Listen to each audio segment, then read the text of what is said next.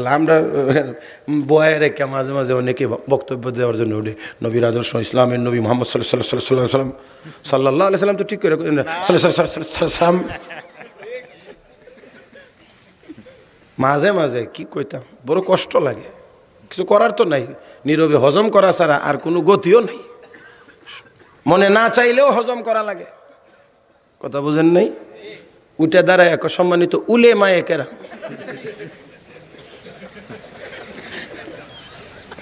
না দান কোথাকার। আমরা তোমরা ব্যারিস্টারে ব্যারিস্টার বলতে পারি, জজ সাহেবরে জজ সাহেব বলতে পারি, ইঞ্জিনিয়ারকে ইঞ্জিনিয়ার বলতে পারি, পাইলটকে পাইলট বলতে পারি। হ্যাঁ, তো তোমরা উর্দু শব্দ শিখাইতারো না। উলামায়ে কেরাম, এক সম্মানিত উলেমায়ে কেরাম, আউযু বিল্লাহি মিনাশ শাইতানির রাজিম।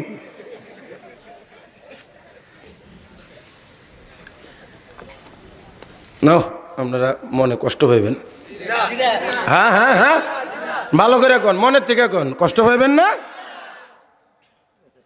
এতটুকু এতটুকু আল হাইয়াতুল উলিয়া লিল জামিয়াতিল কওমিয়া, আল্লাহ মাফ করুক, আল্লাহ মাফ করুক, আল্লাহ মাফ করুক, একটা এমপির মুখ দিয়ে শুদ্ধ করে আইছে না, একজনও হারে নাই।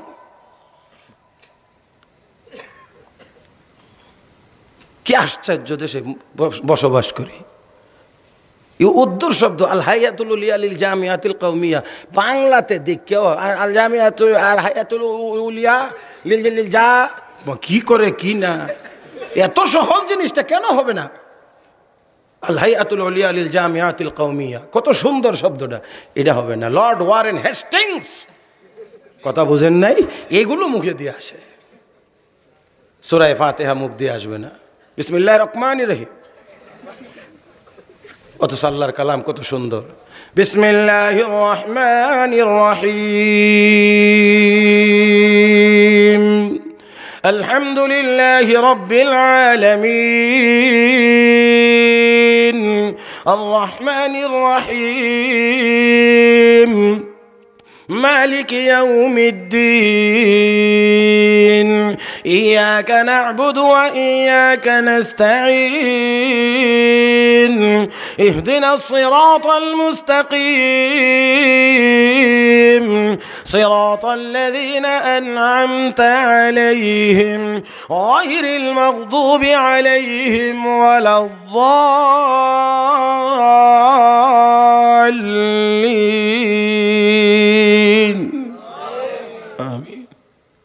কত মজার, কত চমৎকার। সারা দুনিয়ার সব বই পুস্তক, গান টান, অমুক তমুক, ফনলা দহলা, নাটক ফাটক, সারাটি মিলাইয়া বিসমিল্লাহর বায়ের মজাও তালাশ করে পাওয়া যাবে না।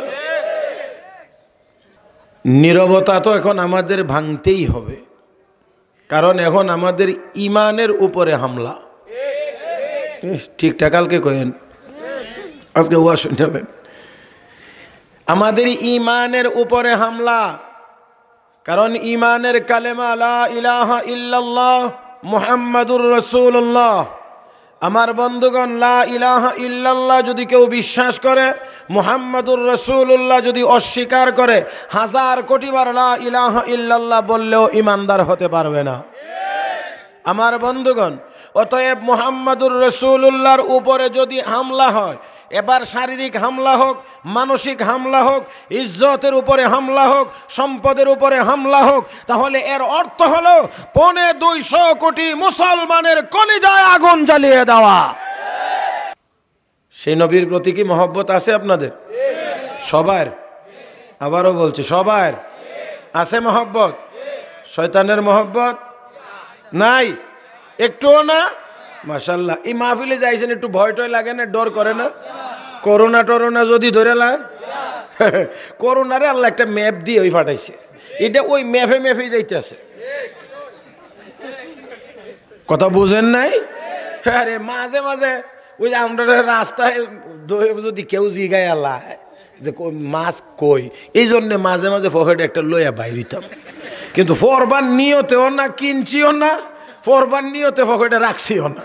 যদি কেউ জিগায় আল্লাহ, এই জন্যে রাখছি। আল্লাহর মেহেরবানিতে বাংলাদেশে 4.5 লাখ মসজিদ, শুধু ইমাম আর মুয়াজ্জিন হিসাব করলেও 9 লাখ। 25-30 হাজার মাদ্রাসা, গড়ে 10 জন করে শিক্ষক ধরলে কতজন বাড়িতে গিয়ে হিসাব করেন? ছাত্র গড়ে 100 করে ধরলে কতজন হয়? সব স্কুল কলেজ ইউনিভার্সিটি বন্ধ, আমাদের মাদ্রাসাগুলো খোলা। আলহামদুলিল্লাহ, না ইমামের, না মুয়াজ্জিনের, না খতিবের, না খাদেমের, না মুহতামিমের, না শিক্ষকের, না কোনো ছাত্রের করোনা হয়েছে। আর যারা ডাবল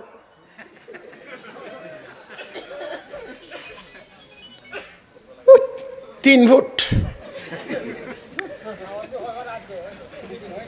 আমার বন্ধুগণ, তারপরে এই করোনা আসার পরে আমাদের দেশে বহু বিশেষজ্ঞর আমদানি হয়েছে, যারা ঘন ঘন হাত ধুইবেন, সাবান লাগাইবেন, স্যানিটাইজার ব্যবহার করবেন, অমুকটা করবেন, তমুকটা করবেন, অনেক কিছুই। তোমার কথায় আমাদের হাত ধোয়া লাগবে? আমাদের নবী 1500 বছর আগে বলছে, উম্মত নামাজ পড়ো 5 ওয়াক্ত, ওযু করো 5 ওয়াক্ত। আর যারা 5 ওয়াক্ত নামাজ পড়ে এরা শুধু 5 বারই ওযু করে না? আরো আছে, এ কথা কন না কেন? আরো আছে না? যারা 5 ওয়াক্ত নামাজ পড়ে তারা মাঝে মাঝে তাহাজ্জুদও পড়ে। যারা সবসময় না পড়তে পারলেও যারা 5 ওয়াক্ত নামাজ পড়ে তারা মাঝে মাঝে আওয়াবিন পড়ে, মাঝে মাঝে ইশরাক পড়ে, মাঝে মাঝে শাস পড়ে, মাঝে মাঝে কোরআন তেলাওয়াত করে, মাঝে মাঝে জানাজায় শরীক হয়, মাঝে মাঝে দোয়ায় শরীক হয়। অন্তত 15 থেকে 20 বার হাত ধোয়া তো 1500 বছর আগে আমার নবী শিক্ষা দিয়ে গেছে। পাগলের দল দিন পরে এক হাত দাও।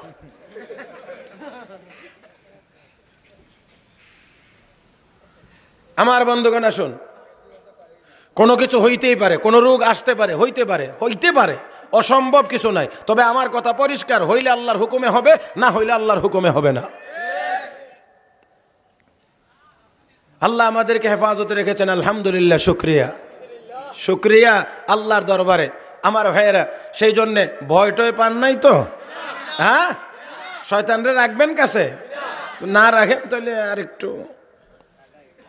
একটু বেশি বলি না, একটু মজলিসটা একটু গুছাইয়া নেওয়া দরকার। মাশাআল্লাহ, মাশাআল্লাহ, মাশাআল্লাহ। একটু, আমি খুব বেশি চাপাচাপির কথা বলছি না, একটু গুছানোর জন্য বলছি। যে সকল ভাইরা দাঁড়িয়ে আছেন, কতক্ষণ দাঁড়াইয়া থাকবেন? একটু মেহরবানি করে বসলে আপনাদের জন্যও ভালো হয়, মজলিসও সুন্দর হয়। কি করেন আপনারা? মাশাআল্লাহ, কিছুক্ষণ সময় ধৈর্য সহকারে বসবেন তো? আল্লাহ তুমি সবাইকে তৌফিক দান করো।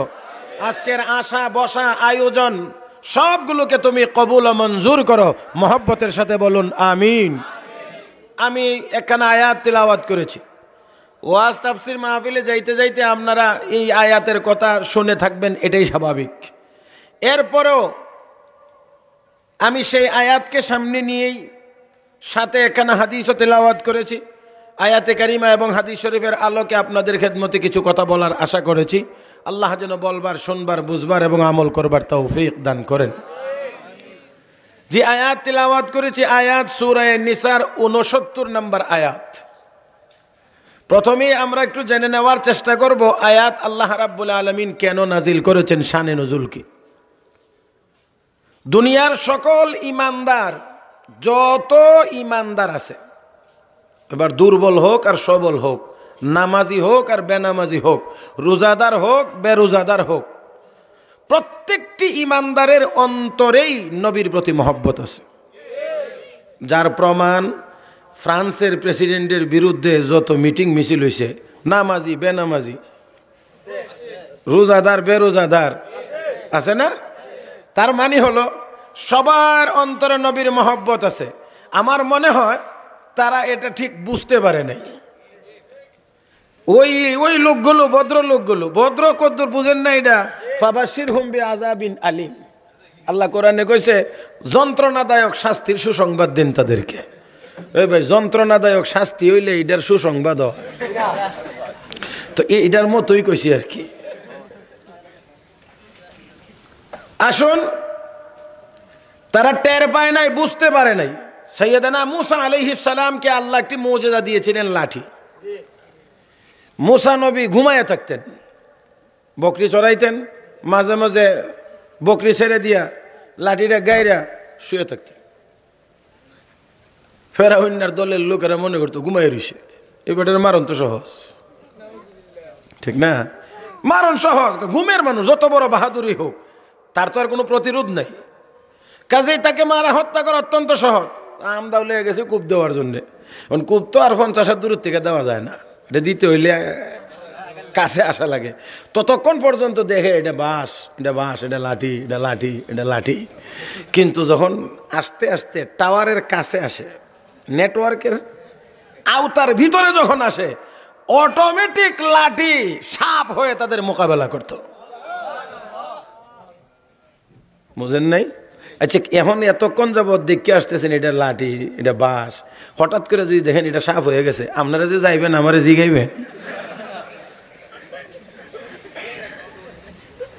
একজনও আমারে জিগাইয়া যাইবেন না যে হুজুর যাবো কিনা।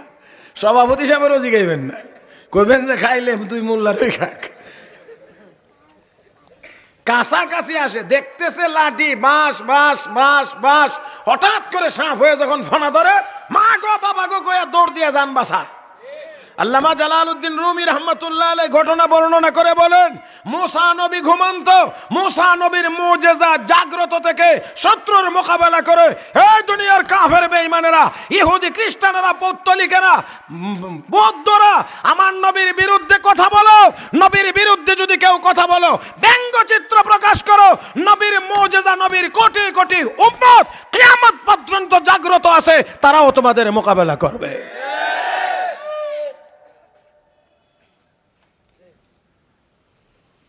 বর্তমান সময় নবীর নাম ব্যবহার করে জিলাপি খাওয়ার আর সময় না।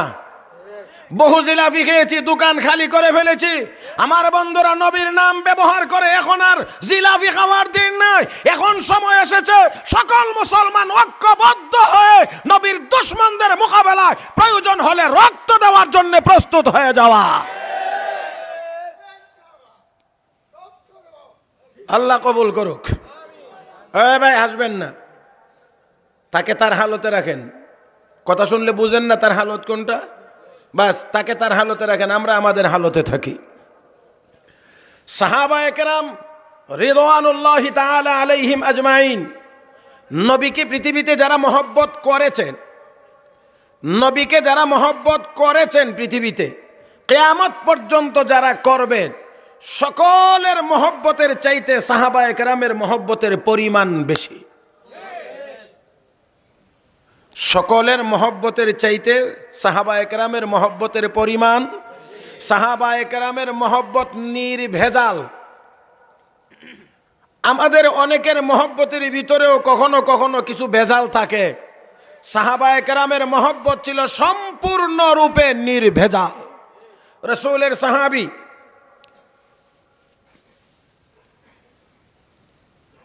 চোখে দেখেন না, আব্দুল্লাহ বিন উতায়েফ অথবা আব্দুল্লাহ বিন উতায়েক, মদিনার চরম ইসলাম বিদ্বেষী, নবী বিদ্বেষী, নবীর বিরুদ্ধে কটাক্ষকারী, নবীকে নিয়ে তিরস্কারকারী, নাম তার আবু রাফে, ইহুদি, আমাদের খুব বন্ধু। জোরে বলেন। আল্লাহর হাবিব সাহাবায়ে কেরামকে নির্দেশ দিলেন, সাহাবীরা শোনো, আল্লাহ রাব্বুল আলামিনের পক্ষ থেকে অর্ডার হয়েছে, হুকুম হয়েছে আবু রাফেকে হত্যা করার জন্য। মনে রাখবেন মুসলমান, আমার নবীকে যারা গালি দেয়, আমার আল্লাহ তাদের বিরুদ্ধে যুদ্ধ ঘোষণা করেন। এই জন্য পৃথিবীর ইতিহাসে একটি বেয়াদবেরও পরিণাম ভালো হয় নাই, পরিণতি ভালো হয় নাই। সবগুলোকেই আমার আল্লাহ দুনিয়াতেই লাঞ্ছিত আর অপমানিত করে দিয়েছেন। নবী এবার নির্দেশ দিলেন, নবী ঘোষণা করলেন তাকে হত্যা করার জন্য। আর একজন সাহাবী দাঁড়াইলেন, হযরত আব্দুল্লাহ বিন উতায়েফ বা উতায়েক রাদিয়াল্লাহু তাআলা আনহু। কিতাবে লেখে তার চোখের পাওয়ার ছিল না। দাঁড়িয়ে বলেন, ইয়া রাসূলুল্লাহ, ইয়া হাবিবাল্লাহ, ও অনুমতি যদি দেন গো, ইসলামের এই খেদমতটা আমি করতে চাই। মুসলমান খেয়াল করে ভালো করে শুনেন, যেই সাহাবী চোখেই দেখেন না, ওই সাহাবী নবীর সামনে আবেগ নিয়ে, মন ভরা আবেগ নিয়ে দাঁড়িয়ে বলেন, ইয়া রাসূলুল্লাহ, ইয়া হাবিবাল্লাহ, ও গো নবীজি, এই খেদমতটা আমি করতে চাই, আমাকে আপনি অনুমতি দেন। আল্লাহর হাবিব বুঝতে পেরেছেন মনের কত গভীর থেকে এই ছেলেটি দাঁড়িয়েছে, এই লোকটি দাঁড়িয়েছে। আল্লাহর হাবিব বললেন, যাও সাহাবী, তোমাকেই আমি পারমিশন দিলাম, অনুমতি দিলাম। ও মুসলমান, আমার আল্লাহ চাইলে অন্ধকে দিয়েও কাজ করাইতে পারেন।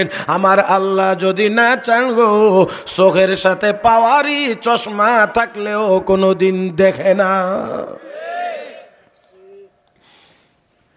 নবী বললেন, সাহাবী, অনুমতি তোমাকে দিলাম। সাহাবী সাথে সাথে নামাজে দাঁড়িয়ে গেলেন। আল্লাহু আকবার, জবান খুলে বলেন। হে মুসলমান, ও মুসলমান, সাহায্য আমাদেরকে কে করবেন?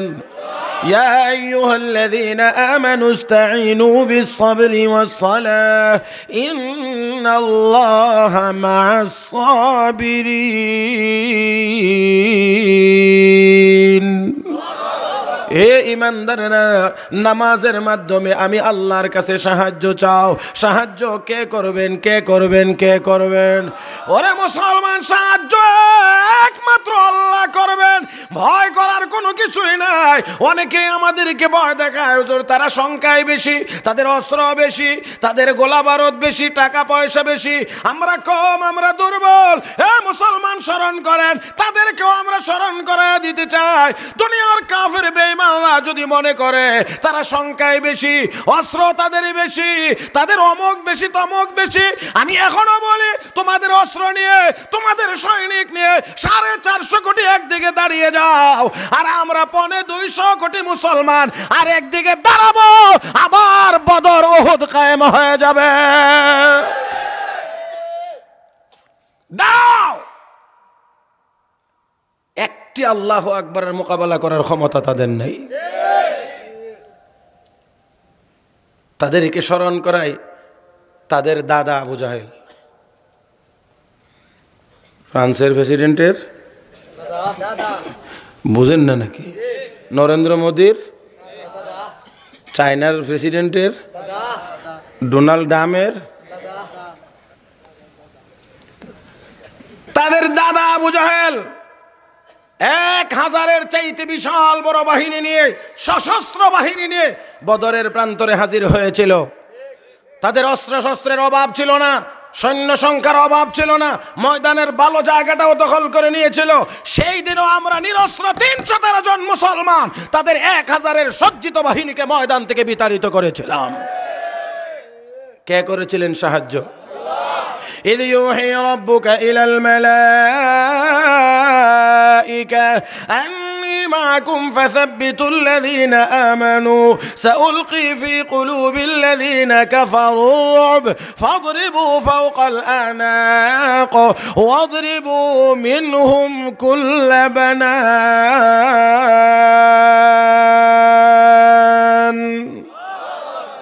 আল্লাহ 313 জনের জন্য আকাশের 1000 সৈনিক ফেরেশতা, 1000 বাহিনী। আল্লাহ কয়, ও জিবরাইল যাও, 1000 নিয়ে যাও। গিয়ে কি করবা? দেখবা তামাশা না, ইমানদারদের পক্ষ হয়ে যাইবা, তাদেরকে শক্তি যোগাইবা। আমি আছি, আন্নী মাকুম। আল্লাহ কয়, আমি আছি তোমাদের সাথে।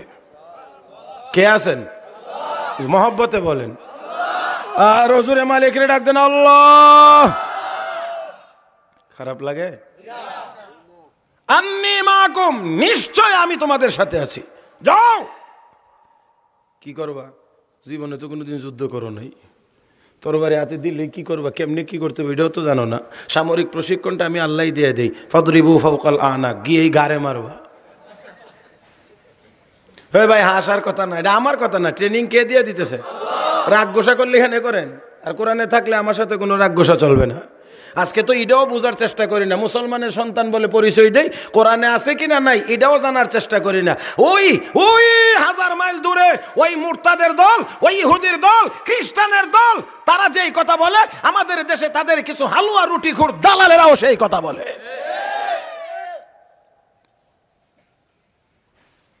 আমার বন্ধুগণ, কোরআনে জিহাদের কথা আছে তো কোরআনও বাদ দিলাম। ঘরে দি জিহাদি বই ফাইলে জঙ্গি কি ঘরে জিহাদি বই পাওয়া গেছে। তো কোরআন যেই বইয়ের মধ্যে জিহাদের আয়াত নেওয়া হয়েছে এটা তো কোরআন শরীফ থেকে নেওয়া হয়েছে। বইয়ের মধ্যে জিহাদের যে হাদিস নেওয়া হয়েছে এটা তো হাদিসের কিতাব থেকে নেওয়া হয়েছে। তো হাদিসের কিতাবও বাদ দিয়ে দেন। আশ্চর্য কথা, কোনো কিছু হইলেই তার ঘরে অনেকগুলো জিহাদি বই পাওয়া গেছে।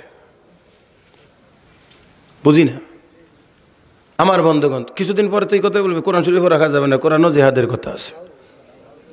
ইয়া আইয়ুহান নাবিয়্যু জাহিদিল কুফারা ওয়াল মুনাফিকিন, হে নবী কাফের এবং মুনাফিকদের বিরুদ্ধে আপনি যুদ্ধ করেন। কার কথা?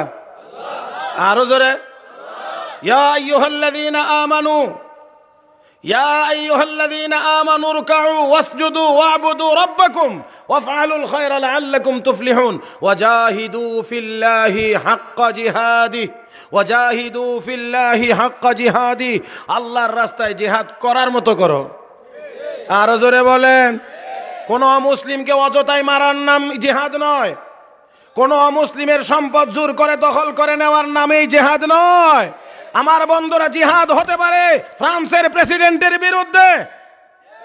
আরো জোরে বলেন। যদি সে মুসলিম উম্মার কাছে ক্ষমা না চায়, নিঃশর্তভাবে তার বিরুদ্ধে মুসলমানেরা জিহাদ ঘোষণা করতে পারে।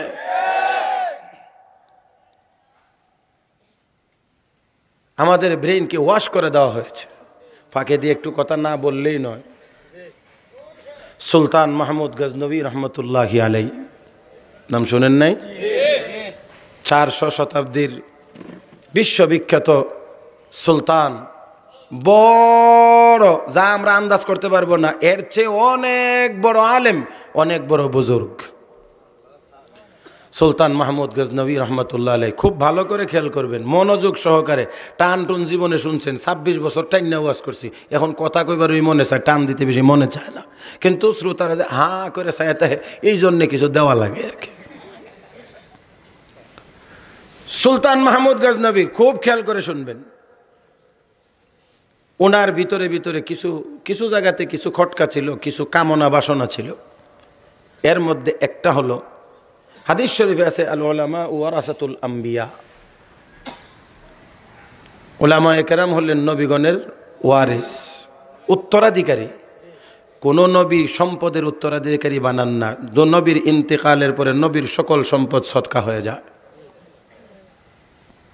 তাহলে ওয়া ইন্নামা ওয়ারাসুল ইলম, উলামায়ে কেরাম, আম্বিয়ায়ে কেরাম এলেমের, আসমানি যে এলেমের ওয়ারিস, উত্তরাধিকারী বানান।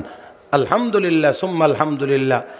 এই বর্তমান সময়ের আমরা লোলা লেংরা, এই কানা কোনা আলেম ওলামা যাদেরকে আপনারা বলেন, আমরা শুকরিয়া আদায় করি যে আল্লাহর নবী যে আমরাও এই তালিকার মধ্যে রাখছেন, এই ওয়ারিসদের তালিকায়।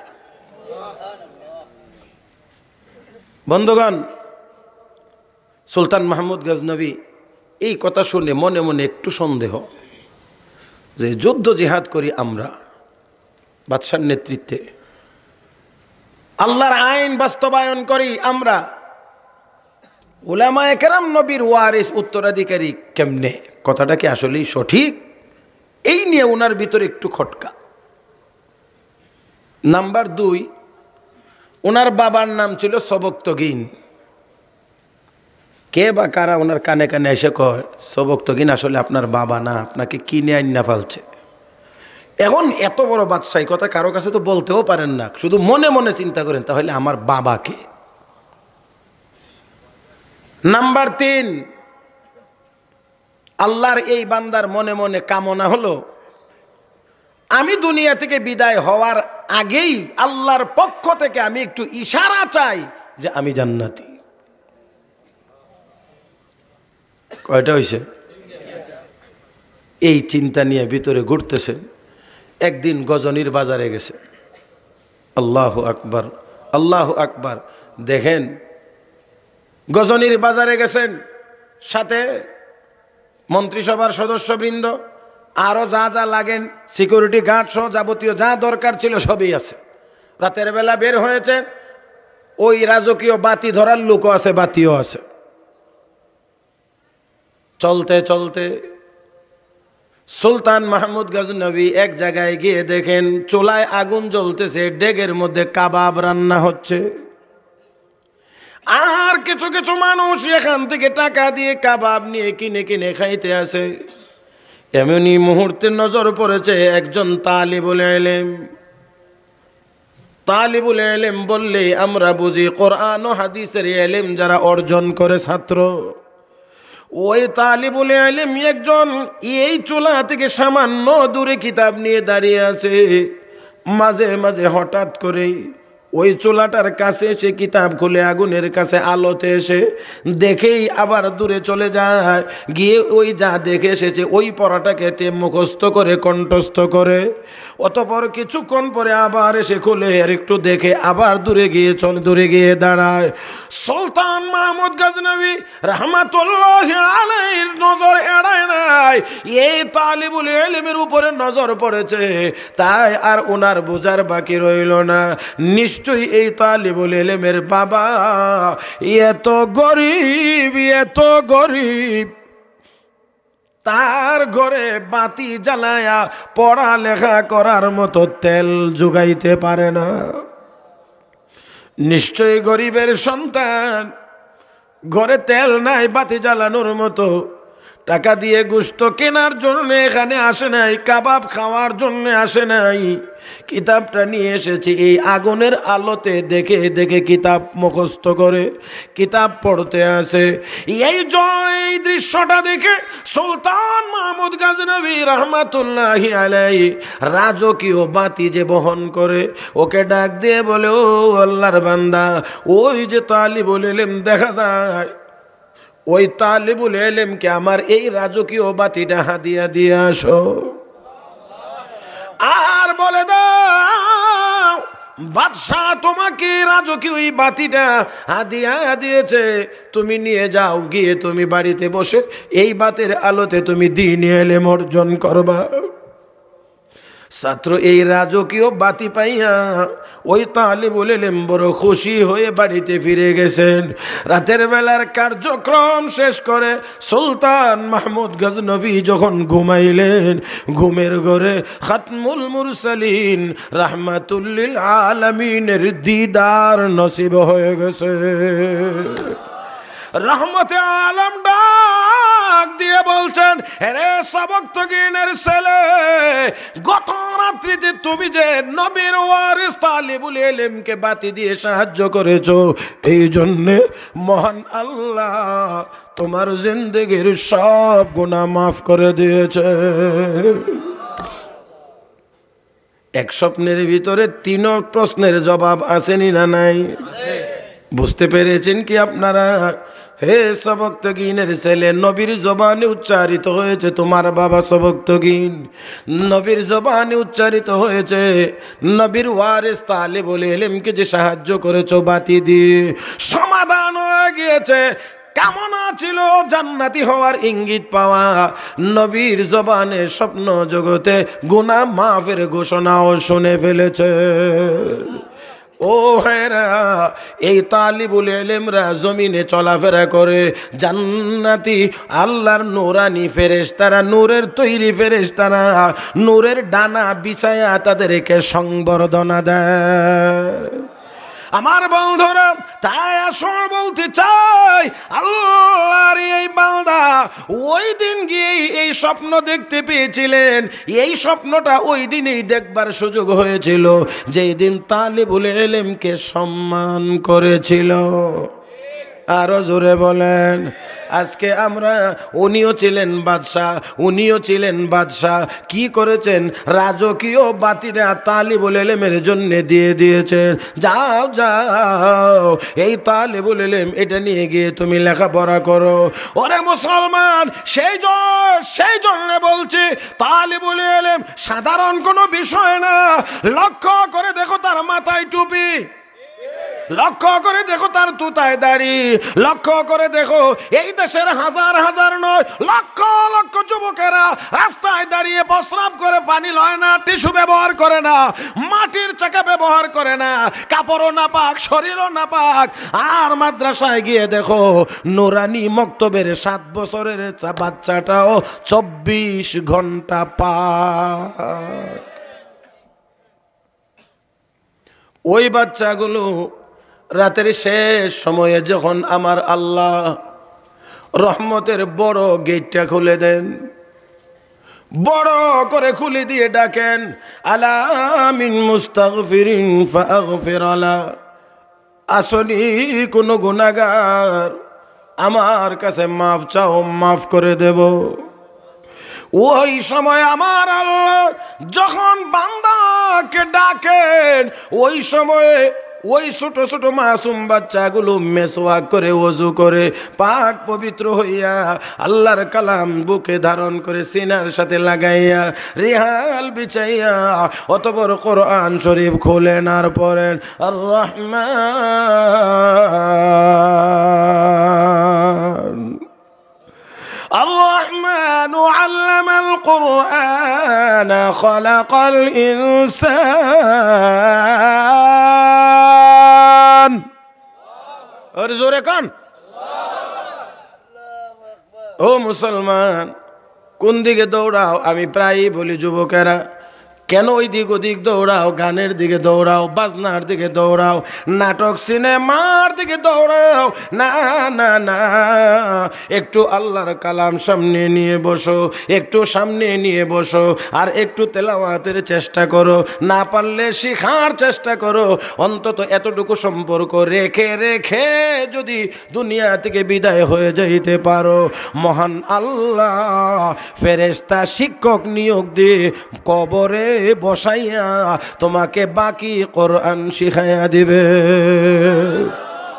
আমার বন্ধুরা, আল্লাহর ওয়ালি 4 তরিকার সনদের শেষ, যাকে মাদারে সনদ বলা হয়, হযরত হাসান বসরি রহমাতুল্লাহি আলাইহি মস্ত বড় আল্লাহর ওয়ালি, যেই আল্লাহর ওয়ালি পানির উপরে মুসল্লা বিছাইয়া নামাজ আদায় করতে পারতেন। কিসের উপরে? আমরা তো ভাই নৌকার উপরেও পারি না, কাইতে যায়। পানির উপরে মুসল্লা বিছাইয়া নামাজ আদায় করতেন। সেই হাসান বসরি স্বপ্নে আদিষ্ট হইলেন, আমার অমুক গ্রামে আমার একজন প্রিয় বান্দা, নেককার বান্দা মারা গিয়েছেন, জানাজাটা গিয়ে তুমি পড়ায় আসো। আল্লাহর ওলি রওনা করলেন, রাস্তায় গিয়ে জিজ্ঞেস করেন, তোমাদের গ্রামে কি কোনো আল্লাহওয়ালা মানুষ মারা গেছে? না হুজুর, একজন সাধারণ মানুষ। একটু চিন্তিত গেলেন ওই গ্রামে, ওই মহল্লায়, লোকদেরকে গিয়ে জিজ্ঞেস করেন, তোমাদের এই মহল্লায় কোনো আল্লাহওয়ালা মানুষ, নেককার মানুষ মারা গেছে? না হুজুর, একজন সাধারণ মানুষ। আল্লাহর বলি চিন্তা করলেন, মনে হয় তার নেক আমলের সংবাদ অন্য কেউ জানে না, জানে না, জানে না, জানে না। এমন নেক আমল হইতে পারেনি না, পারে না। আরো জোরে ও মুসলমান, কোনটার দ্বারা নেক আমল হয়, কোনটার দ্বারা নেক আমল না করেও আমলের সওয়াব পাওয়া যায়? মুসলমান, আমাদের সেই খবরও নাই। লক্ষ্য করে দেখুন, আল্লাহর একবার মরুভূমি দিয়ে হেঁটে যায়। আমার আপনার নবী দুনিয়ায় আসার আগে কোনো এক নবীর সময়ে উম্মতের মধ্যে অভাব অনটন দেখা দিয়েছে। ওই লোকটা মরুভূমি হাঁটতে গিয়ে বালু দেখে আল্লাহর দরবারে কামনা করে, প্রভু গো, এতগুলো বালু না বানাইয়া বালুগুলো যদি আটা বানায় আমাকে দিয়ে দিতা, অভাবী মানুষদেরকে রুটি বানায় আমি খাওয়াইতাম। আমার আল্লাহ পয়গম্বরের কাছে ওহির মাধ্যমে জানায়া দিলেন, তোমার উম্মতকে জানায়া দাও, এই পরিমাণ আটা দিয়ে রুটি বানাইয়া খাওয়াইলে যত সওয়াব হইতো, আমি আল্লাহ সম পরিমাণ সওয়াব তার মনের কল্পনা জল্পনা আর কামনার কারণেই দান করে দিলাম। ও মুসলমান, সেই জন্যে খেয়াল করব নেক কেমন করে হয়। হযরত আব্দুল্লাহ ইবনুল মুবারক রহমাতুল্লাহি আলাইহি, হযরত আব্দুল্লাহ ইবনুল মুবারক রহমাতুল্লাহি আলাইহি ইমাম বুখারী রাহমাতুল্লাহি আলাইহির উস্তাদ ইমাম আজম আবু হানিফা নুমান রাহমাতুল্লাহি আলাইহির ছাত্র, এত বড় আলেম, এত বড় মুহাদ্দিস, এত বড় ফকিহ, এত বড় আল্লাহর ওলি, সে আব্দুল্লাহ ইবনুল মুবারক রাহমাতুল্লাহি আলাইহি ছিলেন বিচ্যুত, লাইনচ্যুত ভিন্ন দিকে। আমার আল্লাহ যেন হাত ধরে টান দিয়ে এনে কয়, নে তোরে ওলি বানায়া দিলাম। আরো জোরে। ও মুসলমান, সেই আল্লাহর ওলি হযরত আব্দুল্লাহ ইবনুল মুবারক রাহমাতুল্লাহি আলাইহির ইন্তেকালের পরে ওনাকে কেউ স্বপ্ন দেখলেন, স্বপ্নে জিজ্ঞেস করেন, আল্লাহর ওলি গো, আল্লাহ আপনার সাথে কেমন ব্যবহার করেছেন? হযরত আব্দুল্লাহ ইবনুল মুবারক রাহমাতুল্লাহি আলাইহি ডেকে বলেন, আল্লাহ আমাকে জান্নাত দিয়ে ফেলেছেন, তবে আমার পাশের বাড়ির কামারের চাইতে এক তবকা নিচের জান্নাত আমাকে দেওয়া হয়েছে। কথা বুঝছেন? জান্নাত আল্লাহ আমাকে দিছেন, তবে আমার পাশের বাড়ির কি বলেন, খেয়াল করতে হবে তো, কিসের কামার? কামার, কামার বুঝেন না আপনারা? কি দিয়ে কাজ করে? হ্যাঁ, লোহা দিয়ে কাজ করে, লোহা পিটায়, ওই কামারের চাইতে আমার জান্নাত এক তবকা। স্বপ্ন ভেঙে গেল, আশ্চর্য হইতে লাগলেন। এত বড় মুহাদ্দিস ইমাম বুখারীর উস্তাদ, এই লোকটি জান্নাতে যাওয়ার পরেও বলে পাশের বাড়ির কামারের চাইতেও এক তবকা নিচে। তাহলে ওই কামারের আমল কি ছিল? সে কোন আমল করত? এবার তিনি গেলেন ওই কামার স্ত্রীর কাছে গিয়ে বলেন, ও আল্লাহর বান্দি, তোমার কাছে এসেছি একটু বিশেষ কথা জানার জন্য, বলো তোমার স্বামীর এমন কি নেক আমল ছিল, যেই নেক আমলের বরকতে আব্দুল্লাহ ইবনুল মুবারকের চাইতেও জান্নাতে এক তবকা উপরে তোমার স্বামীর জায়গা হয়ে গেছে। মহিলা ডাক দিয়ে বলে, হুজুর, আমার স্বামীর বিশেষ কোনো আমলের কথা আমি জানি না, আমি কেমন করে বলবো আমি জানি না, তবে আমি একটুকু কথা বলতে পারি। আমার স্বামী সারাদিন লোহা পিটাইতেন, উপার্জন করার জন্যে, রোজগার করার জন্যে লোহা পিটানোর কাজ করতেন, কামার ছিলেন। এই লোহা পিটাইতেন, হাতুড়িটা উপরেও যদি উঠাইতেন, এমন সময়ে মসজিদ থেকে যদি আল্লাহু আকবার বলে আজান শুরু হয়ে যাইত, আমার স্বামী ওঠানো হাতুড়িটাও আর লোহার গায়ে লাগাইতেন না, এমনি ছেড়ে দিয়ে নামাজের জন্য দৌড় দিতে। এটা আমি জানি। 2 নাম্বার, আমাদের পাশের বাড়ির বড় বুজুর্গ, বড় আল্লাহর ওলি আব্দুল্লাহ ইবনুল মুবারক বাড়ির ছাদে রাতের বেলা গভীর রাতে উঠে উঠে তাহাজ্জুদের নামাজ পড়তেন, দীর্ঘ সময় ইবাদত বন্দেগী করতেন। আমার স্বামী যদি কোনো কারণে রাতের মধ্যখানে ঘুম ভাঙতো না, জাগ্রত হইতেন, অতঃপর তিনি ওই দিকে তাকাইলেই দেখতেন আল্লাহর ওলি নামাজ পড়তেছে, ইবাদত করতেছে। তখন আমার স্বামী মন বড় আফসোস নিয়ে আল্লাহর দরবারে কথা বলতেন, আল্লাহ,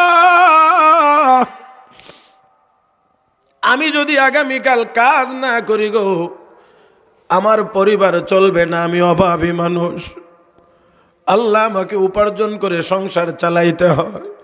তুমি যদি আমাকে আব্দুল্লাহ ইবনুল মুবারকের মতো এমন সম্পদ দিতা, যদি আমাকে এরকম ধনী বানাইতা, তাহলে আমিও সারা রাত দাঁড়িয়ে দাঁড়িয়ে আমিও তোমার ইবাদত বন্দেগী করতাম। আমার বন্ধুরা, হাতুড়ি উপরে আল্লাহু আকবার শুনলে আর বাড়ি দেয় নাই। আমার বন্ধুরা গো, আর ওই লোকের নেক আমল দেখে দেখে আফসোস করছে, আল্লাহ আমাকেও সচ্ছলতা দান করলে আমিও আব্দুল্লাহ ইবনুল মুবারকের মতো ইবাদত করতাম। আল্লাহর দরবারে তার এই আক্ষেপ এমনভাবে কবুল মঞ্জুর হয়ে গেছে। এত ইবাদত বন্দেগী করে উনি পেয়েছেন জান্নাতের যেই তবকা, শুধু আফসোস আর আক্ষেপের কারণে আল্লাহ তাকে দান করেছেন আব্দুল্লাহ ইবনুল মুবারকের উপরের তবকা। ও মুসলমান, এবার হযরতে হাসান বসরি রাহমাতুল্লাহি আলাইহি উনি মনে মনে চিন্তা করেন, সবাই কয় সাধারণ মানুষ, নেককার না, আল্লাহওয়ালা না, তাহলে অবশ্যই এই নেক আমলের খবর মনে হয় কেউ জানে না। তার স্ত্রী হয়তো বা জানবে।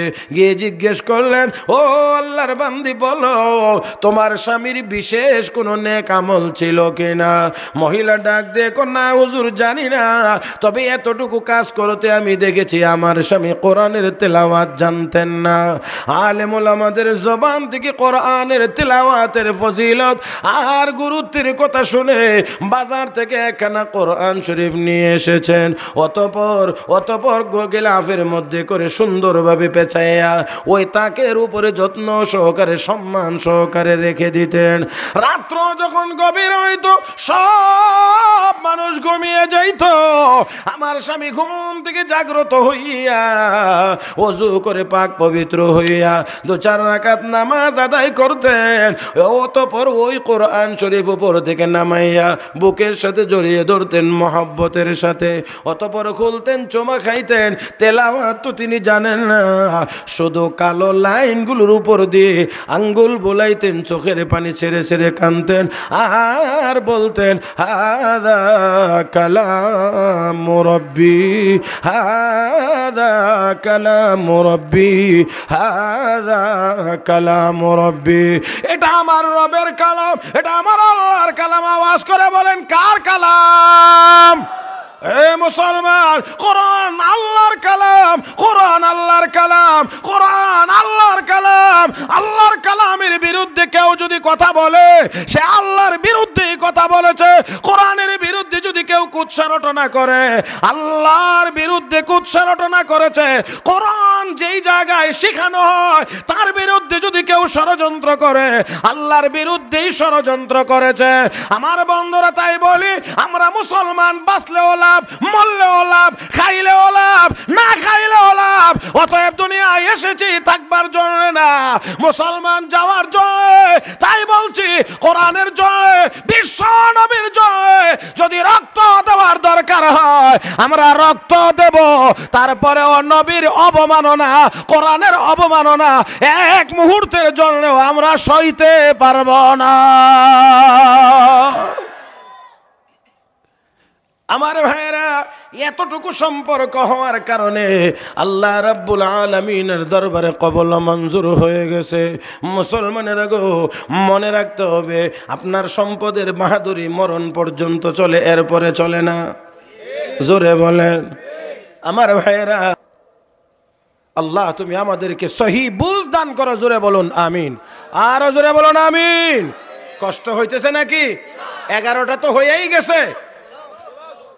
পিছনের তারা কইলে বল, মানে যারা উবায় রয়েছে হেরা কি কয়? চলক। মাশাআল্লাহ। যাক, আপনারা বান দিয়ে রাখেন, এরা যাতে যাইতে না পারে। আমার ভাইয়েরা, দিরাই আগে বেশি আসা হইতো, একটু কম আসা হয় না। এই জন্যে আইলাম ওই যখন কষ্ট করে, তো আর কম দিয়া লাভ কি? হ্যাঁ, আই যখন পড়ছি তার কম দিয়া লাভ কি? আপনারা যদি ভাণ্ড নিয়ে, বড়টা নিয়ে থাকেন নেওয়ার মতো, তা আল্লাহর রহমতে আমি দিতে পারবো আশা করি। রাজি? রাজি? রাজি? আলেম ওলামাদের বিপক্ষে জোরে কোন? আরো জোরে।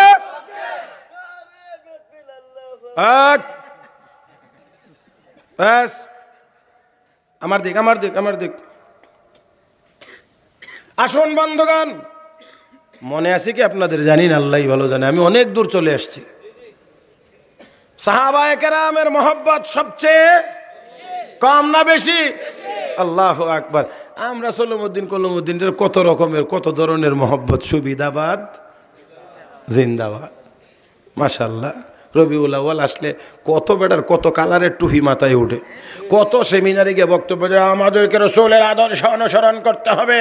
অথচ স্টেজ থেকে নামার পরে এই টুপিটা নে।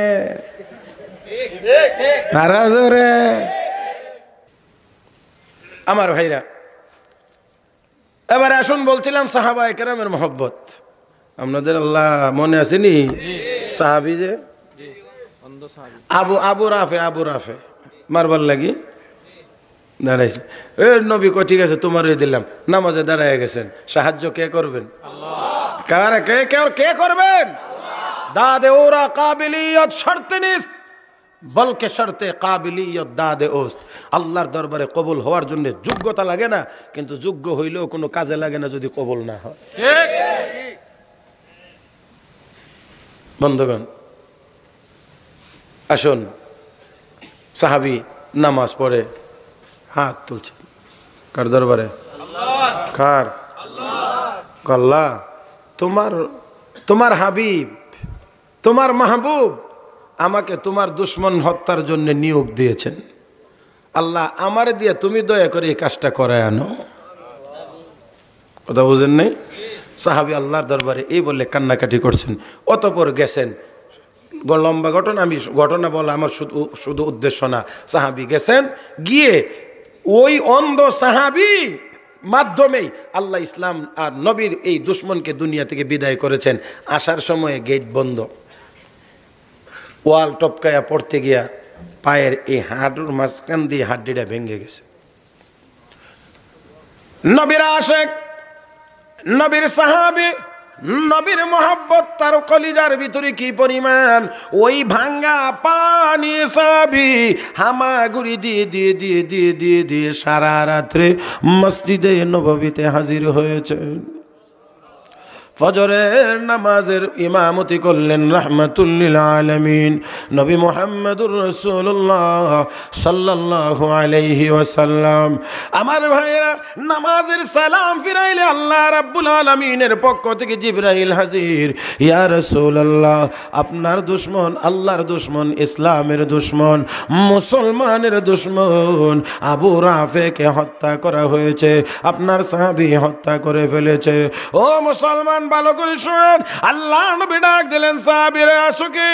জি হ্যাঁ ইয়া রাসূলুল্লাহ, নবীর এই দুশমনকে হত্যা করলা, আমাকে একটু জানাইলে না? আল্লাহর নবীর সাহাবী বলেন, ইয়া রাসূলুল্লাহ, ইয়া হাবিবাল্লাহ, আমি কেন জানাইতে যাব গো? আমার এই কাজ যদি আল্লাহর দরবারে কবুল হয়ে থাকে, আমার বিশ্বাস আমার আল্লাহ আপনাকে জানাইয়া দিবেন। আমার এই কাজ যদি আল্লাহর দরবারে কবুল হয়ে থাকে, আমার আল্লাহ তো আপনাকে জানায়া দিবে।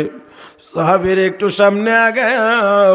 ইয়া রাসূলুল্লাহ, আমি হাঁটতে পারি না, এইভাবে আমার পাটা ভেঙে গিয়েছে। রাহমাতুল লিল আলামিন ওই ভাঙ্গা হাতটাকে টান দিয়ে সোজা করে এবার তিনি হাত বুলাইয়া দিলেন জিহ্বা মুবারক থেকে একটু তুতু মুবারক নিয়ে যখন মালিশ করে দিলেন, আল্লাহর নবীর সাহাবী বলেন, রাহমাতুল লিল আলামিনের তুতু মুবারকের বরকতে মহান আল্লাহ আমার ভাঙ্গা হাড্ডি জোড়া লাগায় দিয়েছে। ও মুসলমান, ওই সাহাবীদের মধ্যে একজন সাহাবীর নাম হযরত সাওবান রাদিয়াল্লাহু তাআলা আনহু। হযরত সাওবান রাদিয়াল্লাহু তাআলা আনহু নবীর সামনে গিয়ে দাঁড়াইলেন। রহমতের নবী তার চারদিকে তাকাইয়া বুঝতে পেরেছেন চেহারার রং পরিবর্তন দেখা যায়। ডাক দিয়ে বলেন, সাহাবী রে, কেন তোমার চেহারার রং পরিবর্তন হয়ে গেছে? সাহাবী ডাক দিয়ে কয়, ইয়া রাসূলুল্লাহ, আপনার কথা চিন্তা করতে করতে আমার চেহারার রং পরিবর্তন হয়ে গেছে। সাহাবী, কি বিষয়ে তোমার চিন্তা? হে মুসলমান, ভালো করে খেয়াল করেন। আল্লাহ নবীর সাহাবী হযরত সাওবান রাদিয়াল্লাহু তাআলা আনহু বলেন, ইয়া রাসূলুল্লাহ, দুনিয়ার জীবনে আপনাকে যদি দেখবার মনে চায় গো, আমি আপনাকে একটু দেখতে পারি। যদি মনে চায় আপনার সাথে একটু কথা বলতে, আপনার সাথে কথাও বলতে পারি। ইয়া রাসূলুল্লাহ, যদি মনে চায় আপনার কাছে একটু সময় কাটাইতে, তাও আমরা দুনিয়ার জীবনে পারি। কিন্তু নবী, চিন্তার বিষয় হলো যেদিন আপনি জান্নাতে চলে যাবেন, আপনার জান্নাতের আসন হবে অনেক উপরে, আমাদের জান্নাতের আসন হবে অনেক নিচে। ওই দিন যদি একটু দেখবার মনে চায় আপনাকে দেখতে পারবো কিনা? আল্লাহু আকবার। ওই দিন যদি আপনাকে একটু দেখতে মনে চায় দেখতে পারবো কিনা? একটু কথা বলতে মনে চাইলে কথা বলতে পারবো কিনা? আপনার কাছে গিয়ে একটু বসতে মনে চাইলে ওই দিনকে আপনার কাছে গিয়ে একটু সময় কাটাইতে পারবো কিনা? চিন্তা করে দেখেন মুসলমান সাহাবীর মহব্বতের তবকা কত উপরে, কত উপরে, কত উপরে। সাহাবীর মনের ভাবনাটা হলো এমন, জান্নাতে গিয়ে যদি নবী না পাই, জান্নাতে গিয়েও যদি আমার নবীকে দেখতে না পাই, ওই জান্নাতেও আমার জন্য আরাম হবে না, ওই জান্নাতের ভিতরেও আমার জন্য শান্তি হবে না। রাসূলের সাহাবী আরেক সাহাবী নবীর ইন্তেকালের সংবাদ শোনার পরে সাথে সাথে ওযু করে 2 রাকাত নামাজ পড়লেন। অতঃপর আল্লাহর কাছে দোয়া করেন, আল্লাহ যেই চক্ষু দিয়ে এতদিন তোমার হাবিবকে দেখাইছো, আল্লাহ তোমার যে হাবিবের চেহারা এতদিন পর্যন্ত যেই চোখ দিয়ে দেখলাম, তোমার হাবিবকে যখন তুমি নিয়ে গেছো, আল্লাহ গো এই চোখ দিয়ে দুনিয়ার আর কোনো জিনিস আমি দেখতে চাই না, আমি আর কোনো জিনিস দেখতে চাই না। আল্লাহ তুমি আমার 2টা চোখ নিয়ে যাও। আল্লাহু আকবার। সাহাবীর দোয়া শেষ, চোখের পাওয়ারও শেষ। আমার ভাইয়েরা, এই ছিল সাহাবীদের মহব্বত।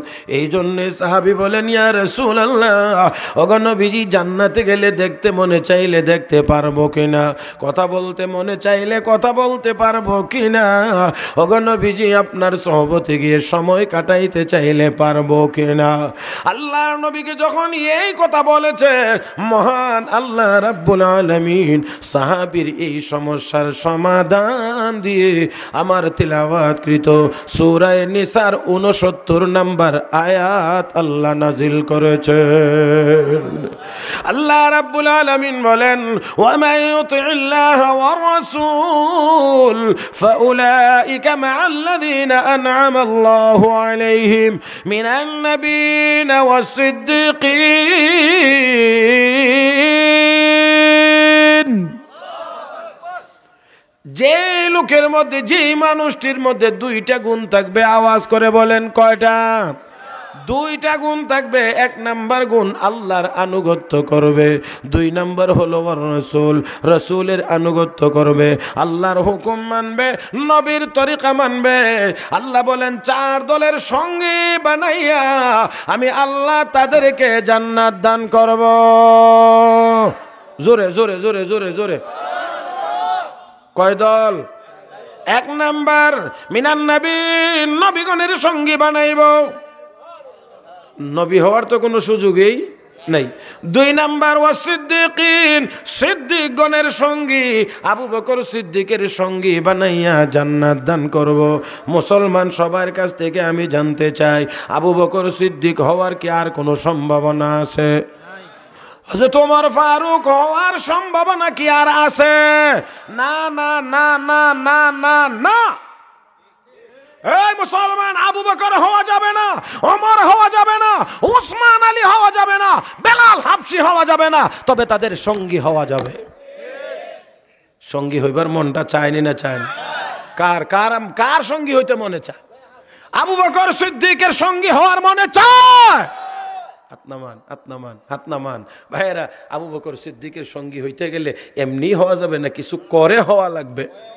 হ্যাঁ, আমরা সবাই জানি হযরত আবু বকর সিদ্দিক নরম, আমরা সবাই জানি আবু বকর সিদ্দিক নরম। নরম শুধু নরম আমরা জানি না, নবী বলেছেন আরহামু উম্মতি বি উম্মতি আবু বকর, আমার উম্মতের সবচেয়ে দয়ালু লোকটি আবু বকর। কিন্তু সেই আবু বকর ইসলামের বিরুদ্ধে কেউ কথা বললে তখন আর আবু বকর নরম নয়, আবু বকর তখন গরম হয়ে যায়। এই দেশে হযরত আবু বকর সিদ্দিক রাদিয়াল্লাহু তাআলা আনহু নবীর ইন্তেকালের পরে খেলাফতের দায়িত্ব নিয়েছেন। ওলামায়ে কেরাম এখানে আছেন, বিজ্ঞ ওলামায়ে কেরাম আছেন। একদল মুসলমান, একদল মুসলমান, একদল মুসলমান রাষ্ট্রীয় কোষাগারে যাকাত দিতে অস্বীকার করেছে। মানিয়ে যাকাত, জাকাত দিবে, কিন্তু রাষ্ট্রীয় কোষাগারে নিয়মতান্ত্রিকভাবে রসুলের জীবদ্দশায় যেভাবে দিয়েছিলেন তারা এইভাবে রাষ্ট্রীয় কোষাগারে বাইতুল মালে জমা দিবে না। হযরত আবু বকর সিদ্দিক বলেন, আমি তোমাদের বিরুদ্ধে জিহাদ ঘোষণা করলাম। উলামা একরাম আছেন, জিজ্ঞেস করে দেখেন কার বিরুদ্ধে? মুসলমানের বিরুদ্ধে। হ্যাঁ হ্যাঁ, আমরা হইলে কইলাম রাষ্ট্রীয় কোষাগারে না দিলে না দেখে তো কি হয়েছে, না দানের দোল টুপি হুজুর মাথা টুপি মাথায় না দিলে কি অসুবিধা?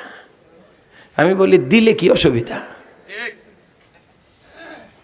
খালি কোনটা তো অসুবিধা নাই, খালি এমনি এমনি চলছে বাঙালি, এমনি এমনি বাইরে যেতেছে। কয়টা না করলে কোনো অসুবিধা নাই।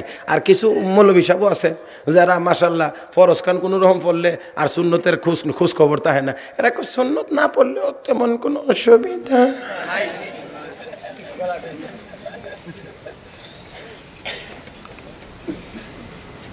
আল্লাহ মাফ করুক।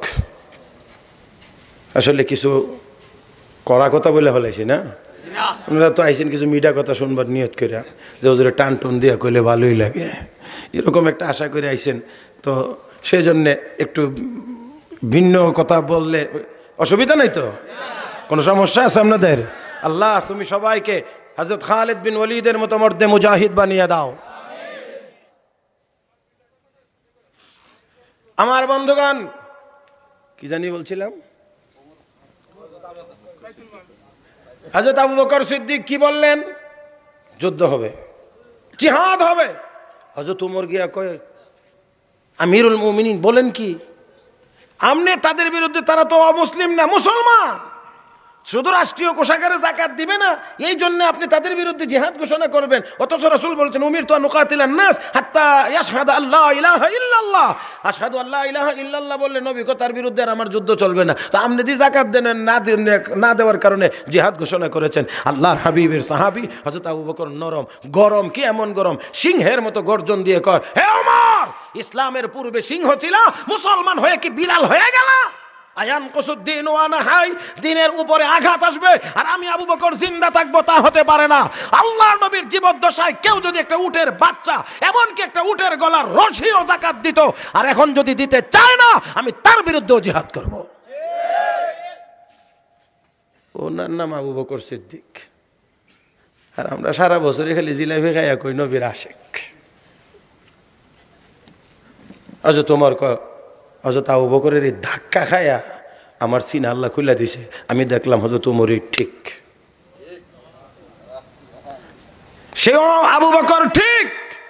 সেই জন্য বলছি আবু বকর হওয়া যাবে না, তবে আবু বকরের সঙ্গী হওয়া, জোরে বলেন, আবু বকর হওয়া যাবে না, আবু বকরের সঙ্গী হওয়া। হযরত ওমর হওয়া যাবে না, উমরের সঙ্গী হওয়া যাবে। বেলাল হাবশি হওয়া যাবে না, বেলালের সঙ্গী হওয়া যাবে। কারণ আবু বকর কেমনে হইবেন? আবু বকর সিদ্দিক তো আবু বকরই। নবী বলেন, গোটা উম্মতের ইমান এক পাল্লায়, আমার আবু বকরের ইমান আরেক পাল্লায়, তো আমার আবু বকরের ইমানের পাল্লাটা ভারী হবে। আমি সেই আবু বকর হতে পারবো? এটা তো কখনই কল্পনাও করা যায় না। রহমতের নবীর এই সাহাবী ইসলাম গ্রহণের পূর্বে সিরিয়াতে গেছেন ব্যবসার জন্য। ব্যবসারত অবস্থায় স্বপ্ন দেখলেন পূর্ণিমার চাঁদ ওনার কোলে উদয় হয়েছে, আর এই চাঁদের আলো মক্কার প্রতিটি ঘরে ঘরে প্রবেশ করছে। হযরত আবু বকর সিদ্দিক স্বপ্নটা দেখিয়া খুব বড় চমৎকার স্বপ্ন। এক ইহুদি আলেমের কাছে গিয়ে এরকম স্বপ্ন দেখছি, কি ব্যাখ্যা হতে পারে? না, তোমার স্বপ্নের কোনো ব্যাখ্যা নাই। নাদান জানে না, গেছে খ্রিস্টান পণ্ডিতের কাছে, কে বলছেন আমি এমন স্বপ্ন দেখছি, কি ব্যাখ্যা হতে পারে? খ্রিস্টান পণ্ডিত জবাব দেয় না, খালি এরকম করে।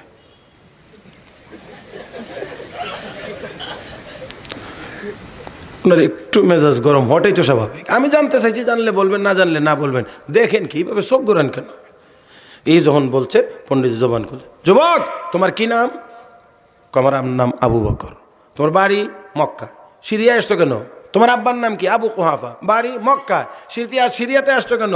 সিরিয়াতে আসছি ব্যবসার জন্যে। পণ্ডিত ডাক দিয়ে, যুবক তোমার নাম যদি আবু বকর হয়, তোমার আব্বার নাম যদি আবু কুহাফা হয়, তোমার বাড়িটা যদি মক্কায় হয়ে থাকে, ব্যবসার জন্য যদি সিরিয়ায় এসে থাকো, যুবকরে শুনে নাও, অল্প কিছুদিনের ভিতরেই আখিরি জামানার নবীর আবির্ভাব তোমার এই মক্কা নগরীতেই হবে। আর ওই নবী যখন কালেমার দাওয়াত দিতে শুরু করবে, তোমার স্বপ্ন বলে দিতে আছে তুমি আবু বকর প্রথমেই কালেমা পড়ে মুসলমান হয়ে যাবে। আমার ভাইরা, মক্কায় আসলেন আবু বকর, বলেন না স্বপ্নের কথা কারো কাছে, বলেন না শুধু অপেক্ষায়, আর চিন্তা করেন কে নবী হতে পারেন। একজন লোক করে জরিপ করে সিদ্ধান্ত নিয়েছেন, মক্কায় যদি কাউকে নবী হওয়া লাগে, এই লোকটা মুহাম্মদ ছাড়া আর কেউ হতে পারে না। অপেক্ষার পালা, দিন যায়, সপ্তাহ যায়, মাস যায়, বছর যায়, নবুয়তের ঘোষণা আসে না। এক প্রকার অধৈর্য হয়ে গিয়েছেন। এক পর্যায়ে নবীজির বয়স মোবারক 40 পূর্ণতা লাভ করলে আল্লাহর হাবিব হেরা পর্বতের গুহা থেকে নবুয়তের দায়িত্ব নিয়ে যখন আসলেন, আল্লাহর নবীও চিন্তা করতে লাগলেন, আমি এখন কার কাছে গিয়ে ইমানের দাওয়াত দেব? কারণ সবাই তো 360 জন খোদার, কয়জন? 360 তো হইল কাবা শরীফ এবং তার আশে। এরপরে আবার পার্সোনাল আছে মোবাইলের মতো, 2 পকেটে 2টা। নদী পথে গেলে একটা, বিমানে উঠলে আর একটা, হাঁটলে আর একটা। হ্যাঁ, মাশাআল্লাহ। এত এত এত খোদার ইবাদত করে, আর আমি গিয়ে যদি বলো, তোমরা বলো আল্লাহ কত? আমাদের আল্লাহ আরো জোরে, আরো জোরে। যেই মাত্র বলবো এক, এমনি তো মেজাজ গরম হয়ে যাবে। কয় কি? আল্লাহর হাবিব চিন্তা করতে লাগলেন কার কাছে কালেমার দাওয়াত দেব। রহমতের নবী চিন্তা করলেন, আমার এই কালেমার দাওয়াত এই মুহূর্তে আবু বকরই গ্রহণ করতে পারে। আবু বকর সিদ্দিকের সামনে গিয়ে নবী বলেন, আবু বকর, একটি বিশেষ কথা বলার জন্য হাজির হয়েছি। বিশেষ শব্দটা শুনে আবু বকর একটু চমকাইয়া উঠলেন, কারণ উনিও তো বিশেষ কথা শুনবার অপেক্ষা করতেছেন। এই জন্য তিনি বললেন, কি বিশেষ কথা? আবু বকর, এতদিন পর্যন্ত আমার পরিচয় ছিল মুহাম্মদ ইবনে আব্দুল্লাহ, এখন থেকে আমার পরিচয় হলো মুহাম্মাদুর। একটা জবানও বন্ধ রাখা যাবে না, একটা জবানও না। লা ইলাহা ইল্লাল্লাহ মুহাম্মাদুর রাসূলুল্লাহ। আবু বকর, আমি এখন থেকে আল্লাহর রাসূল, তোমাকে কালেমার দাওয়াত দিচ্ছি, কালেমা গ্রহণ করে মুসলমান হয়ে যাও। আবু বকর সিদ্দিক বলেন, আপনি যে নবী, দলিল কি, প্রমাণ কি? আল্লাহর হাবিব সাথে সাথে ডাক দিয়ে বলেন, রুইয়াকাল্লাতী রাআইতা ফিশ শাম। আবু বকর, আজ থেকে কয়েক বছর পূর্বে সিরিয়াতে গিয়ে স্বপ্নটি যা দেখেছিল, ওই স্বপ্নটাই হলো আমার নবুয়তের দলিল। আর দেরি নাই, সাথে সাথে কালেমা পড়ে মুসলমান। আমার ভাইয়েরা, তাই আসুন বলছি, 2টা কাজ, 2টা আমল। আল্লাহর হুকুম মানতে হবে, নবীর তরিকা মানতে হবে। ওমাই ইউতিল্লাহ ওয়া রাসূলাহু ফাকাদ ফাযা ফাওজান আযীমা। যারা আল্লাহর আনুগত্য করবে, রাসূলের আনুগত্য করবে, তারা মহা সফল। আজকে আমরা মহা বিফল কেন? নাই আল্লাহর হুকুম, নাই নবীর তরিকা। শাহজালাল মুজাররদ ইয়ামানির হাত পাও কি 12টা ছিল? কথা বলেন না কেন? এই রে মুসলমান, হায় রে মুসলমান। তাই হলে আসেন, দেখেন, নাই আল্লাহর হুকুম, নাই নবীর তরিকা, যার কারণে আজকে কাফের বেঈমানরা আমাদের উপরে নির্যাতন স্টিম রুলার চালাইতে পারে। আর না হয় যেই পৃথিবীতে 250 কোটি মুসলমান, তারা যদি একবার মাত্র স্লোগান তুলতে পারে, নারে তাকবীর, আল্লাহু আকবার, আমার মনে হয় কোন কাফেরের বাচ্চা বন্দুকের ট্রিগার চেপে গুলি ছুড়বার সুযোগও পাবে না।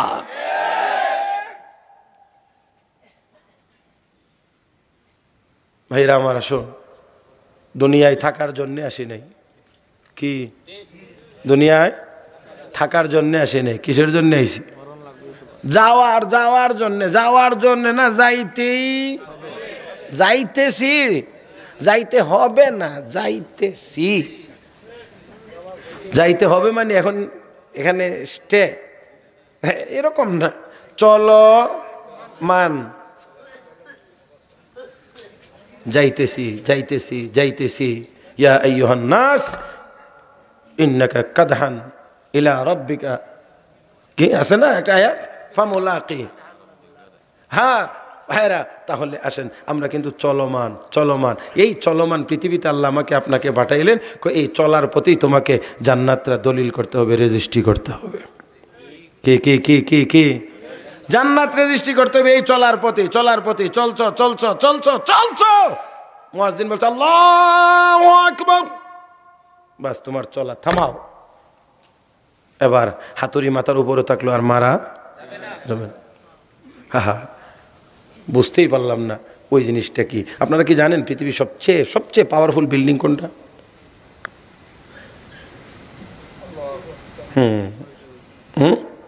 White house. আমার ভাইয়েরা, হোয়াইট হাউস পাওয়ারফুল বিল্ডিং, তাই না?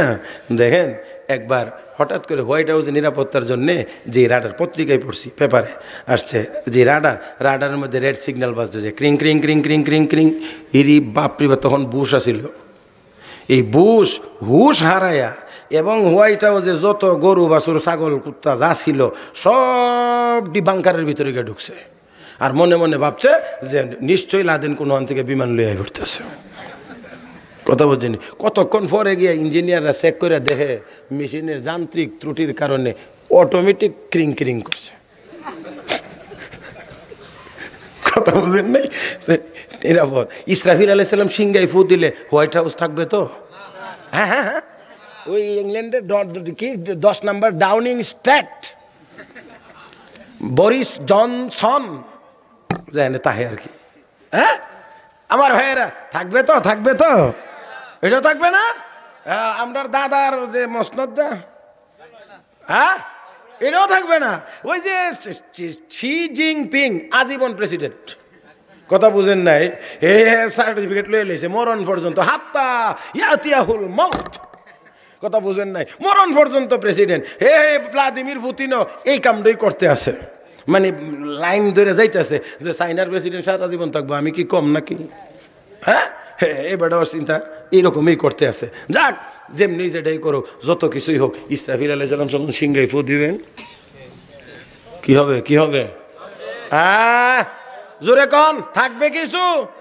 কিছুই থাকবে, সব ধ্বংস হয়ে যাবে, পাহাড় তোলার মতো উড়বে, আসমান ভেঙ্গে টুকরা টুকরা হয়ে যাবে। আমার বন্ধুরা, গ্রহ নক্ষত্রগুলো খসে খসে পড়তে থাকবে। ইদাস সামাউন ফাতারাত ওয়া ইদাল কাওয়াকিবুন তাসারাত, ইদাস সামাউন শাক্কাত ওয়া আযিনাত লিরাব্বিহা ওয়া হুক্কাত ওয়া ইদাল আরদু মুদ্দাত ওয়া আলকাত মা ফিহা ওয়া তাখাল্লাত। আমার বন্ধুগণ, এইভাবে করে আসমান বিদীর্ণ হবে, চন্দ্র সূর্য খসে খসে পড়বে, পাহাড় পর্বতগুলো তোলার মতো উড়বে। জোরে কর আল্লাহু আকবার। ইসরাফিল আলাইহিস সালাম সিংহায় ফু দিলে হালত যখন এমন হবে, তখন এই পৃথিবীতে সব ভিঙ্গে চোরমার, শুধু দেখা যাবে মাঝে মাঝে কিছু কিছু ঘর, কিছু কিছু কুড়ে ঘর, কিছু কিছু বিল্ডিং ঘর দাঁড়িয়ে আছে পৃথিবীর বুকে, তার নাম হলো মসজিদ। কি কি কি? আরো আসতে বলেন। হোক সেটা কুড়ে ঘর, হোক সেটা টিনের ঘর, হোক সেটা বিল্ডিং, যা কিছুই হোক না কেন, সব যখন ধ্বংসস্তূপে পরিণত হবে, সবগুলো দাঁড়িয়ে থাকবে, সেইগুলোর নাম মসজিদ। মসজিদগুলো এবার রেলগাড়ির মতো ডাব্বা, একটার সাথে আর একটা যোগাযোগ করবে, লাইন ধরে সবগুলো ডাব্বা এবার গিয়া কানেকশন লাগাইব ইঞ্জিনের সাথে, সেই ইঞ্জিনের নাম হলো বাইতুল্লাহ শরীফ। বাইতুল্লাহ গিয়া কইব ইঞ্জিন টান দেন, টান দেন। এবার টান দিয়ে মহান আল্লাহর দরবারে, মসজিদ কার ঘর? আল্লাহর ঘর কি অন্য কার কাছে যাবে? আল্লাহর কাছে গিয়ে হাজির বলেন, আল্লাহ আমরা মসজিদ, জান্নাতে যাও, আল্লাহ রাব্বুল আলামিন বলবেন জান্নাতে চলে যাও। তখন বলবে আল্লাহ আমার সবগুলো কম্পার্টমেন্ট, সবগুলো ডাব্বা খালি, প্যাসেঞ্জার দাও। আল্লাহ আমার সবগুলো বগির সিট খালি, প্যাসেঞ্জার দাও। আল্লাহ রাব্বুল আলামিন বলবেন নিয়ে যাও যারা মসজিদ নির্মাণ করেছিল, মসজিদ আবাদ করেছিল, যারা নামাজ আদায় করেছিল, মসজিদে গিয়ে ইবাদত বন্দেগী করেছিল, তাদেরকে তোমাদের ভিতরে উঠায়া নিয়ে আমার জান্নাতে পৌঁছায়া দাও। এই ভাই, তাহলে সম্পর্ক হবে কার সাথে? জোরে বলেন না, কার সাথে? মসজিদের সাথে। মসজিদের সাথে না দান বুঝে না, না বুঝে না মসজিদ হতে পারবে না, মসজিদ আজান হতে পারবে না, আজানে শব্দ দূষণ হয়, এই জন্য আজান চলবে না। আমি বলি তোমারও এই দেশে থাকার কোনো অধিকার নাই, তোমারও থাকা চলবে না। যেখানে আজান চলে না সেখানে চলে যাও। আজান বলে চলতো না, কয় কি? আল্লাহু আকবার। আমার ভাইয়েরা, আমার বন্ধু, আল্লাহ রাব্বুল আলামিন আমাদেরকে কার হুকুম মানতে হবে? কার তরিকা মানতে হবে? নবীর তরিকা। তাহলে আবু বকর না হইতে পারলেও আবু বকরের সঙ্গী হয়ে জান্নাতে যাওয়া যাবে। উমর হওয়া যাবে না, কিন্তু উমরের সঙ্গী হয়ে জান্নাতে যাওয়া যাবে। আল্লাহ রাব্বুল আলামিন, এই ভাইয়েরা, আমারে রেখে যদি এভাবে যাইতে গা চান, এটা কি ঠিক হইব নাকি? আপনারা লইয়া কি আমি কত দোয়াও করতে পারবো না? না, মনে হইতেছে যেন না হুজুর দোয়া আপনি টামনি করে লে। আসুন আল্লাহর বিধান মানব, রসুলের তরিকা মানব। আমরা সোজা আল্লাহর হুকুম মানতে চাই, নবীর তরিকা মোতাবেক চলতে চাই। হ্যাঁ,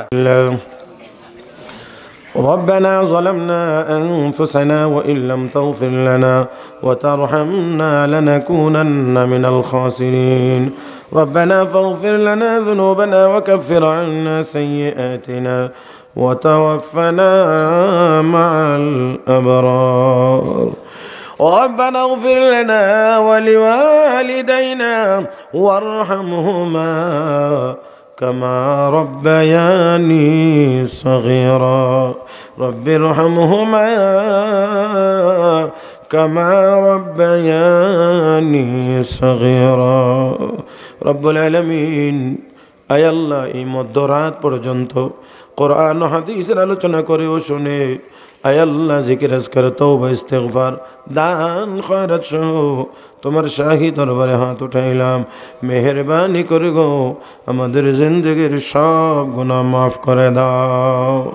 আয় আল্লাহ, জীবনে যত গুনাহ করেছি সব গুনাহ থেকে তওবা করতেছি, কবুল ও মঞ্জুর করে নাও। রব্বুল আলামিন, মাফ যদি করো না, আমরা কার কাছে গিয়ে মাফ চাইব? আল্লাহ, আমরা ছাড়া তোমার মখলুকের অভাব নাই, তোমার ইবাদতকারীদের অভাব নাই, কিন্তু প্রভু গো তুমি ছাড়া তো আমাদের কোনো মাবুদ নাই। আল্লাহ, আমরা গুনাহগার, তুমি তো গফুর ও গফফার। আল্লাহ, আমরা গুনাহগার, তুমি তো রহিম রহমান। আল্লাহ, আমাদের গুনার দিকে না তাকাইয়া তোমার সুন্দর সুন্দর নামগুলোর বরকতে আমাদেরকে মাফ করে দাও। আল্লাহ, জীবনের যেদিকে তাকাই শুধু গুনার। আল্লাহ, ডাইনে তাকাইলে দেখি গুনাহ, বামে তাকাইলে দেখি গুনাহ, সামনে তাকাইলে দেখি গুনাহ, ঘুরে পিছনে তাকাইলে দেখি গুনাহ। গুনার সাগরে আমরা হাবুডুবু খাইতে আছি। রব্বুল আলামিন, এই আল্লাহ মেহেরবানি করে গো, যত গুনাহ করেছি আজকের এই মাহফিলের বরকতে আমাদের সকলের গুনাহ মাফ করে দাও। আমাদের আব্বা আম্মার জীবনের গুনাহ খাতা মাফ করে দাও। আয় আল্লাহ, পাড়া প্রতিবেশী সহ তামাম পৃথিবীর সকল মুসলমান নর নারীকে মাফ করে দাও। আয় আল্লাহ, সবাইকে দ্বীনের উপরে মজবুত হয়ে চলার তৌফিক দাও। রব্বুল আলামিন, সমস্ত মাজলুম মুসলমানদেরকে হেফাজত ফরমাও। আয় আল্লাহ আজকের মাহফিলকে কবুল মঞ্জুর করে নাও। যারা আয়োজন ইন্তজাম করেছেন, সাহায্য সহযোগিতা করেছেন, কবুল মঞ্জুর করে নাও। কোরআন ও হাদিসের আলোকে যা কিছু বলছি শুনছি, ভুলভ্রান্তি হয়ে থাকলে ক্ষমা করে দাও। আমলযোগ্য কথাগুলোর উপরে আমলের তৌফিক দাও রব্বুল আলামিন। আল্লাহ তোমার প্রত্যেকটা হুকুম তোমার হাবিবের সুন্নাত মোতাবেক আদায়ের তৌফিক দাও রব্বুল আলামিন। আমাদের সবাইকে খাঁটি পাঁচ ওয়াক্ত নামাজি বানায়া দাও, খাঁটি রোজাদার বানাইয়া দাও। আয় আল্লাহ সোনার মক্কা মদিনা জিয়ারত আমাদের সকলের জন্য বারবার নসিব করে দাও রব্বুল আলামিন। আয় আল্লাহ আমাদের দেশটাকে তুমি শান্তির দেশ বানায়া দাও রব্বুল আলামিন। করোনা নামের এই ভাইরাস আমাদের কাছ থেকে দূরে সরায়া দাও। যারা এই রোগে আক্রান্ত হয়ে গেছেন পূর্ণ সুস্থতা দিয়ে দাও। আয় আল্লাহ আমাদের মা বোনদেরকে পর্দানিশীন বানিয়ে দাও। আল্লাহ আমাদের সন্তানদেরকে নেক সন্তান বানিয়ে দাও। আল্লাহ আমাদের সন্তানদেরকে তুমি মদ্যপ বানায় না। আল্লাহ আমাদের সন্তানদেরকে তুমি বিপদগামী করে দিও না। আল্লাহ মাদকের সয়লাভ থেকে আমাদের সন্তানদেরকে যুবকদেরকে হেফাজত ফরমাও রব্বুল আলামিন। যারা যত নেক মকসুদ নিয়ে দোয়ার দরখাস্ত করেছেন সকলের মনের নেক মকসুদগুলি পুরা করে দাও। আয় আল্লাহ তোমার প্রত্যেকটা হুকুম তোমার হাবিবের সুন্নত মোতাবেক আদায়ের তৌফিক দাও। আল্লাহ তোমার এবং তোমার হাবিবের মোহাব্বত দ্বারা আমাদের সিনাকে তুমি ভরপুর করে দাও। আয় আল্লাহ আমাদের ঈমান ও আমলকে হেফাজত করার তৌফিক দাও। আয় আল্লাহ সব রকমের গুনার প্রতি আমাদের কলবে ঘৃণা পয়দা করে দাও। আল্লাহ বেশি বেশি পরিমাণ নেক আমল করার তৌফিক দাও, নেক আমলের আগ্রহ বাড়াইয়া দাও। আল্লাহ ইখলাস কলবটা পূর্ণ করে দাও রব্বুল আলামিন। আয় আল্লাহ জানি না আজকের এই মাহফিলের এই মুনাজাত আমাদের কার জীবনের শেষ মুনাজাত। আল্লাহ জানি না আজকের মাহফিলের আখিরি মুনাজাত আমাদের কার জীবনের শেষ মুনাজাত রব্বুল আলামিন। আজকের এই মুনাজাত যদি আমাদের কারো জীবনের শেষ মুনাজাত হয়ে যায়, আল্লাহ তোমার কুদরতি পায়ে ধরে ভিক্ষা চাই গো, মুনাজাত শেষ হওয়ার আগে আগে আমাদের জিন্দেগির সব গুনাহ মাফ করে দাও। আয় আল্লাহ